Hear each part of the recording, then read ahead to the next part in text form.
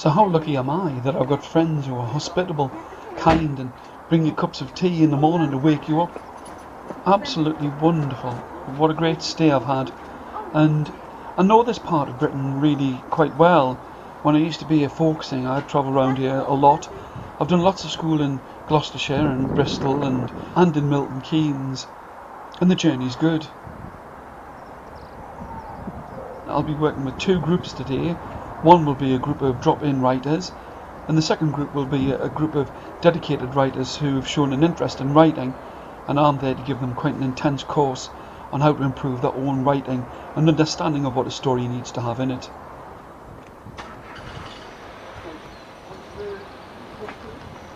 Much as it would be great just to stand around and enjoy Albion's Everglade at its best, as ever, I really need to get a move on and get myself off to the next place of work.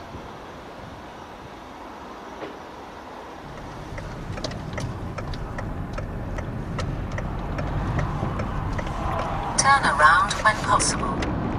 I've decided that rather than talk about the prison today, I'd rather have some time to think about what I'm going to say. One of the best things about driving is the fact that it gives you a chance to clear your mind, have a little look around, enjoy the countryside. And I do love the countryside of the whole of Britain, right from the northernmost parts of the Highlands right down to Cornwall and Kent, Exeter, Essex, all of those places. I did, on my 18th birthday and my 40th birthday and my 50th birthday, cycle down from Newcastle to London, and I really got a good feel for the whole of Britain. Not quite as fast as the roads are now, especially not when I was 18, and I remember when I was 40 it was a bit like kind of dodging the traffic, but when I went on my 50th birthday I was much more careful about the route that I planned, and I also had the wherewithal to stay in places that weren't just youth hostels, so that sometimes some of the journeys were quite long. And I do love the countryside. A simple story is better, but I don't care. I want to give for people as much as possible, things for the money. When you came. This is BBC Radio 4. It's 5 o'clock. Time for PM with Carolyn Quinn.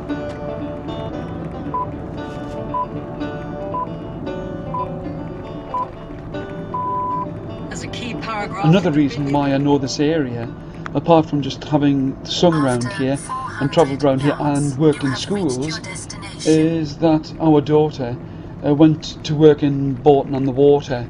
So we travelled around, and she actually ran away to the circus with our encouragement. She ran away to the circus, and we used to go and visit her and go and see them. Absolutely wonderful. She had a great life, living in a trailer, in a horse box, looking after animals, performing every night. She loved it, and we loved to see her just blossom.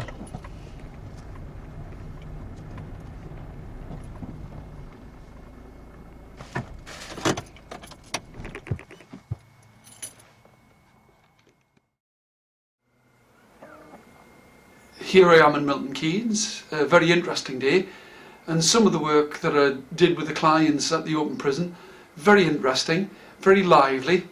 So this is a poem that we wrote, an autobiographical poem, which is all about going to the swimming baths.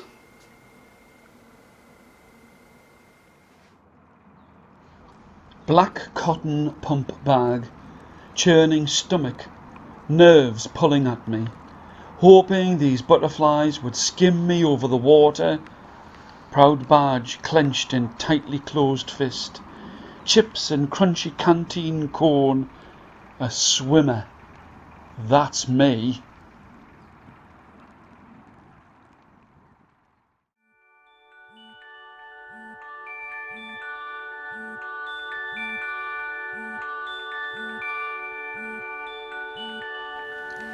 It's Saturday the 27th of February, and I'm just off to go and do a session for the National Childminders Association. What I'm doing is I'm waiting while the sat-nav warms up. Couldn't be any closer to where I'm supposed to be. The accommodation is about 6 or 7 minutes away, which is really good.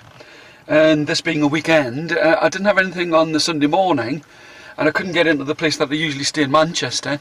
So what I did was I booked this place for an extra day. So it's almost like I've got a bit of a holiday waiting for, you know, so that I can leave tomorrow morning at a reasonable time and get to the hotel in Manchester just as it opens, which means I'll have even more free time. I do like this travelling, and this is something really good accommodation.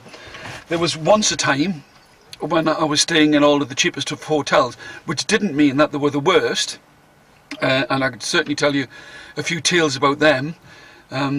Things like they all seemed to sort of like fry up quail's eggs and find the smallest tomatoes you possibly could, but this is really good. And luckily these days I have the wherewithal, if needs be, just to sort of say, well, how much is the hotel, and not worry too much about the price. I mean, I don't wind up staying in 5-star accommodation, but it's all very good.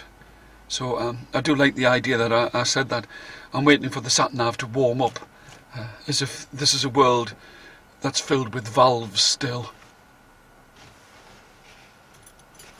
Oh, and there you go, it's ready.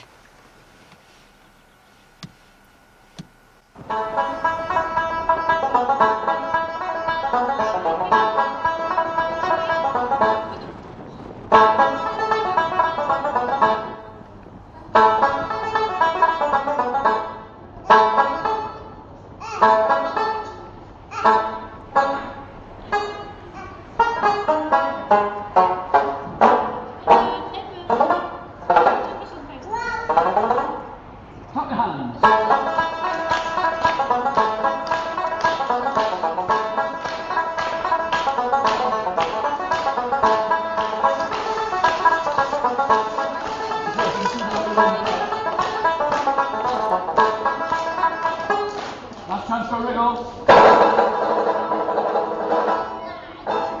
Well, I'll see how good you are.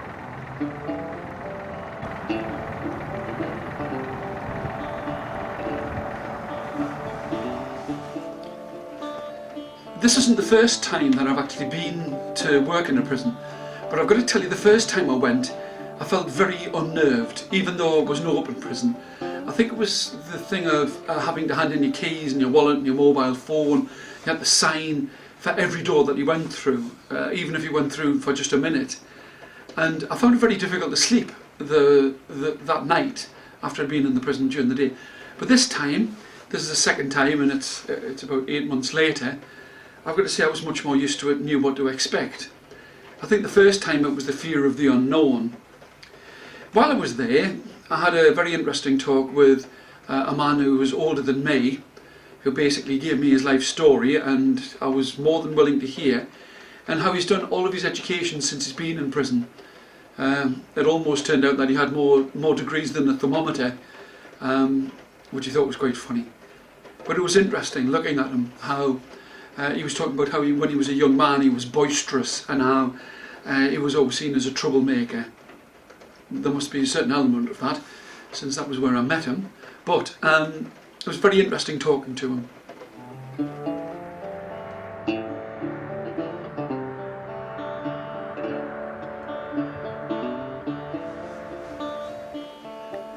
The idea when I was doing this video diary was to make sure that I shot in locations that were different each time, just to make it more visually interesting. But English weather being English weather, the instant I got the camera out, switched it on, the heavens started to open, a bit like this.